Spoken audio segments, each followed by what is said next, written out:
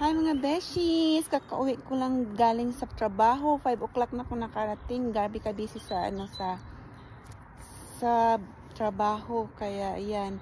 So maganda ang panahon ngayon. So ipapakita ko lang sa inyo yung mga tanim kong tulips. Lumabas na yung mga bulaklak.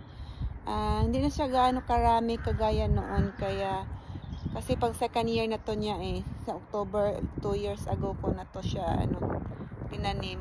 Ito yung mga tulips ko So yan ang tulips ko. Pink siya. Pink ang kulay. Tapos yan ay purple. Mag-isa lang siya dyan. Tapos ito pa. Yan siya mga tulips. Yan, mga tulips ko yan. Maliliit na siya ngayon. Ayan siya. Nabali pa ang isa. Nabali. Nabali siya. Kunin ko na lang to. Kunin ko na lang yan. Yung iba wala pang tanim. Tapos ito isa. Ganda ng araw ngayon Sinag na sinag ang araw. So ayan. Ito yung isa pa. Nag-iisa. Nagtatago yung isa. Purple din. Ito marami akong ganyang kulay. Pink, purple. Isang bag yung binili ko. Tapos iba-ibang kulay. Hindi na ako nagtatanim last October, last year. 2 years ago pa ako. Yan siya. Mga meron pang magmumulaklak pa. Ayan. Yan ang mga tulips ko. Tanim kong tulips. Mahal ang tulips pag binili mo sa sa shop. Mga 5 euro, 4.99. Ilang piraso lang ng tulips. Ayan. Marami siya dito Ayan, nagkakumpol-kumpol sila. Yan, may white ako.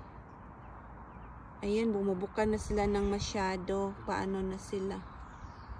Ayan sila. May daffodils din ako ng ilan. Yung yellow, mga daffodils yan, yung mataas. Tapos, yan lang sila. Maano sila, kumpol-kumpol sila dito na area part. Ayan, ganyan. Yan sila. Yan sila sa kalsada. Ayan, kita yung anino ko. Yan siya, Yan ang mga tulips kong tanim. Dito sa harap ng bahay namin. Kasi springtime sila dito. Ayun sa gilid, yung iba sa gilid. Yun, doon. Tapos meron din dito. Ayan. Yan sila. Kunti lang ngayon ang lumabas at tumubo. Kasi nga naano sa frost. Kaya ayan sila, yan lang yung mga garden namin ngayon na spring. Hindi pa masyadong, mga tulips pa lang ang tumutubo at namumulaklak. So yung mga roses hindi pa rin. Ayan Yan yung ko, mga tulips. Yan lang mga wala ng stress pag tinitingnan mo yung mga bulaklak. Ayun, tapos yung sa gilid. Yan, konti lang sila ngayon. Pero okay na yan. Ayan. Yan lang. Yung naputol, gawin ko na lang bulaklak. Diba? Bye! Yun lang. Good. Thank you for watching. Bye-bye. Diba, Pilipina? Bye-bye.